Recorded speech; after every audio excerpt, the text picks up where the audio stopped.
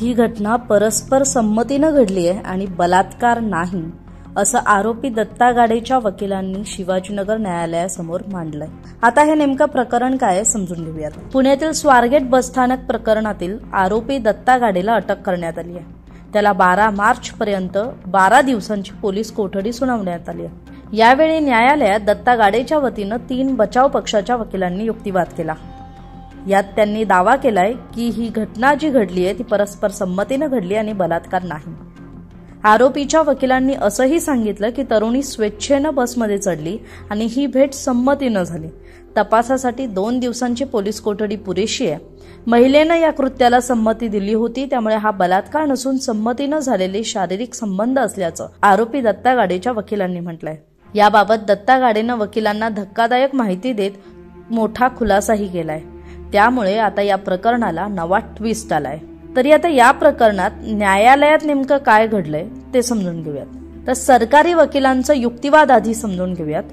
आरोपीवर दाखल असलेल्या 6 पैकी 5 गुन्ह्यांमध्ये तक्रारदार महिला आहेत, त्यामुळे त्याचा महिलांकडे बघण्याचा दृष्टिकोन काय आहे ते स्पष्ट होतं। या गुन्ह्यामुळे समाजात तीव्र पडसाद उमटलेत, त्यामुळे हा गुन्हा अत्यंत गंभीर स्वरूपाचा आहे। आरोपी सराईत असल्यानं त्यानं यापूर्वी आणखी काही महिलांना विश्वासात घेऊन त्यांच्यासोबत गैरकृत्य केलं आहे का हे तपासायचंय। त्याचबरोबर आरोपीला मदत करणारे आणखी काही जण त्याच्यासोबत आहेत का हे सुद्धा तपासायचंय। सखोल तपासासाठी 14 दिवसांची पोलीस कोठडी आवश्यक आहे। तरी याआधी दाखल गुन्ह्यांची माहिती सुद्धा सरकारी वकिलांनी कोर्टासमोर मांडली। आतापर्यंत या प्रकरणातील सीसीटीव्ही फुटेज, गुन्ह्याच्या वेळी वापरलेले कपडे तसंच आणखी काही मुद्देमाल जप्त करण्यात आल्याचा युक्तिवाद सरकारी वकिलांनी केला। तर त्याला उत्तर म्हणून दत्ता गाडेच्या वकिलांकडून युक्तिवाद करण्यात आला। दत्ता गाडे याचा चेहरा टीव्हीवर दाखवला गेला। पोलिसांनी सोशल मीडिया ट्रायल केलं। या घटनेत तरुणी स्वतःहून बसमध्ये गेली होती। जर जबरदस्तीनं झालं असतं तर तरुणीने आरडाओरडा का केला नाही? पीडितेवर कुठलाही अत्याचार झालेला नाही। दोघांमध्ये सहमतीने संबंध झालेत। हा एवढा गंभीर गुन्हा नाही। आपण तिला कुठलीही बळजबरी केली नाही। ती स्वतः म्हटली तेव्हा दोघे बसमध्ये गेले। त्यासाठी तरुणीनं 7,500 रुपये घेतले आणि त्या ठिकाणी त्या तरुणाचा एजंट होता अशी माहिती सुद्धा दत्ता गाडेनं आपल्या वकिलांना दिली होती, जी वकिलांनी कोर्टासमोर मांडली। तरी आरोपी दत्तात्रय गाडे याच्या जीवाला धोका आहे।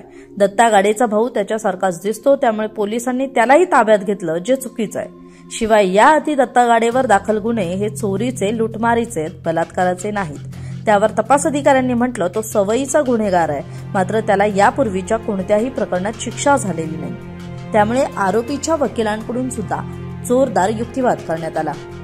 यावेळी आरोपी दत्ता गाडेच्या बाजूनं वकील वाजिद खान, अजिंक्य महाडिक आणि सुमित पोटे यांनी कोर्टात युक्तिवाद केला। तरी तरुणीच्या संमतीनंच हे सगळं झाल्याचं कळत असल्यानं आता या प्रकरणात नवा ट्विस्ट आलाय। हे प्रकरण पुढे काय वळण घेतं हे पाहणं महत्त्वाचं असणार आहे। महाराष्ट्रातील सर्व बातम्यांचे विश्वासार्ह व्यासपीठ, सकाळच्या सर्व सोशल मीडिया प्लॅटफॉर्मला लाईक, फॉलो आणि सबस्क्राईब करा। तसंच सर्व नोटिफिकेशनसाठी बेल आयकॉन प्रेस करायला विसरू नका।